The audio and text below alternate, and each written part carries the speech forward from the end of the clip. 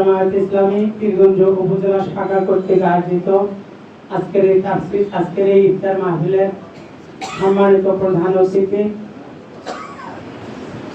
মাননীয় সংসদ সদস্য রংপুর 6 পীরগঞ্জ আসনের মাননীয় এমপি আলাজ হযরত মাওলানা নুরুল আমিন মহোদয়, উপস্থিত উপজেলা আমিন এবং আগামী দিনের উপজেলা পীরগঞ্জ উপজেলা চেয়ারম্যান পদপ্রার্থী অধ্যাপক মাওলানা মিজানুর রহমান সাহেব সহ অন্যান্য উপজেলা নেতৃবৃন্দ, উপস্থিত বিভিন্ন ইউনিয়ন থেকে আগত বাংলাদেশ জামায়াত ইসলামীর ইউনিয়ন পর্যায়ের সভাপতি, সেক্রেটারি, দায়িত্বশীল কর্মী সুধী ভাইরা, ইসলামী আন্দোলনের নির্ভীক সৈনিক, বাংলাদেশ ইসলামী ছাত্র শিবিরের অন্যান্য শাখা দলের ভাইরা, সকলের প্রতি সকলকে নিয়ে মহান রব্বুল আলামিনের দরবারে লাখো কোটি শুকরিয়া আদায় করি যে আল্লাহ তাআলা আজকে আমাদেরকে পীরগঞ্জের জমিনকে ইসলামের জন্য কবুল করে নিয়েছেন।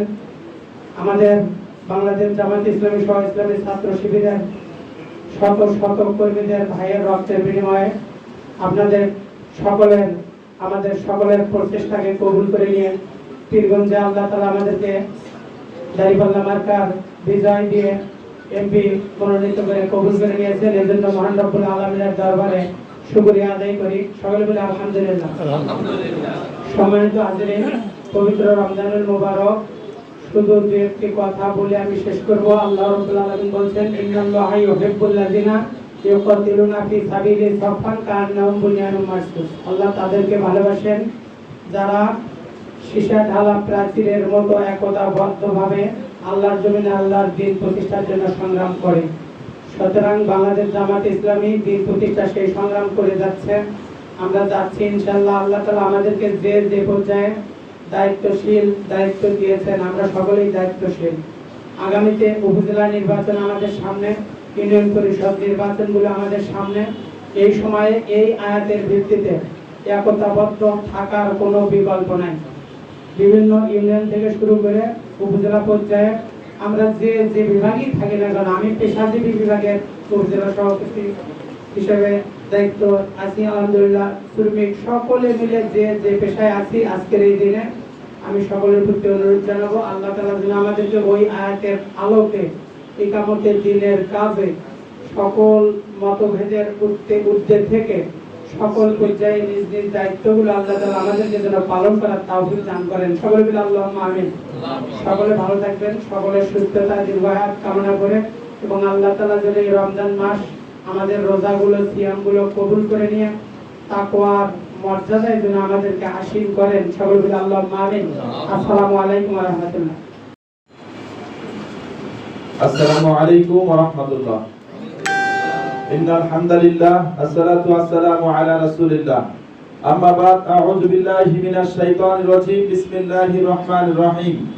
শাহরুর রমাদান আল্লাযী উনজিলা ফীহিল কুরআন হুদাল লিন-নাস ওয়া বায়্যিনাতিন মিনাল হুদা ওয়াল ফুরকান ইলা আখির আয়াত। ঐতিহ্যবাহী সংগঠন বাংলাদেশ জামায়াত ইসলামী পীরগঞ্জ উপজেলা শাখা কর্তৃক আয়োজিত আজকে এই ইউনিয়ন পর্যায়ে দায়িত্বশীল বিন্দুদের নিয়ে ইফতার মাহফিল প্রোগ্রাম উপস্থিত রয়েছেন গণমানুষের সংগঠন বাংলাদেশ জামায়াত ইসলামী রংপুর জেলা মজলিসের শুরার অন্যতম সদস্য এবং রংপুর 6 পীরগঞ্জ আসনের মাননীয় এমপি মহোদয় জনাব আলহাজ মাওলানা নুরুল আমিন। উপস্থিত রয়েছেন উপজেলা এবং ইউনিয়ন ওয়ার্ড পর্যায়ে দায়িত্বশীল ভাইরা, সম্মানিত রোকন ভাইরা, সকলের প্রতি আন্তরিক সালাম। আসসালামু আলাইকুম ওয়া রাহমাতুল্লাহ। আল্লাহ পাকের শুকরিয়া জ্ঞাপন করি, বলি আলহামদুলিল্লাহ। নবীর প্রতি দরুদ পড়ি, বলি সাল্লাল্লাহু আলাইহি ওয়াসাল্লাম। দোয়া করছি আব্বা আম্মার জন্য, আল্লাহ সকলকে maaf করে দিয়ে জান্নাত নসিব করুন। সকলে বলি আল্লাহুম্মা আমিন। সম্মানিত উপস্থিতি, বক্তব্য লম্বা আমরা দিচ্ছি না, আমরা প্রধান মেহমানের মুখ থেকে কিছু কথা শুনতে চাই। এই জন্য অল্প দু একটি কথা, সেটি হলো শাহরুল মানে মাস, রমজান মানে রমজান মাস। উনজিলা নাযিল করেছে ফীহিল কুরআন, কুরআনুল কারীম।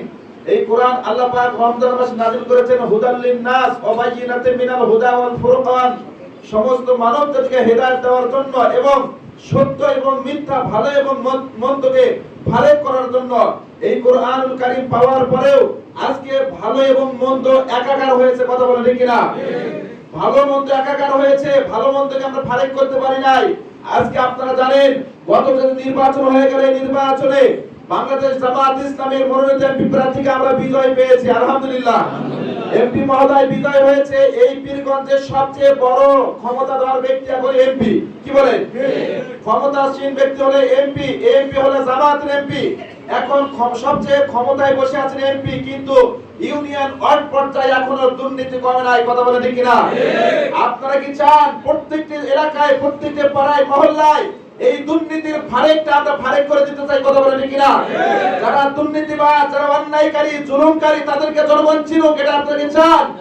যদি আপনারা চান আগামী উপজেলা পরিষদ নির্বাচন, এই উপজেলা নির্বাচনে দল মত নির্বিশেষে আমাদের একটি কাজ করতে হবে, সেটি হলো উপজেলা চেয়ারম্যান, ভাইস চেয়ারম্যান, মহিলা ভাইস চেয়ারম্যান, এই তিনটি পদ আমাদের লাগবে।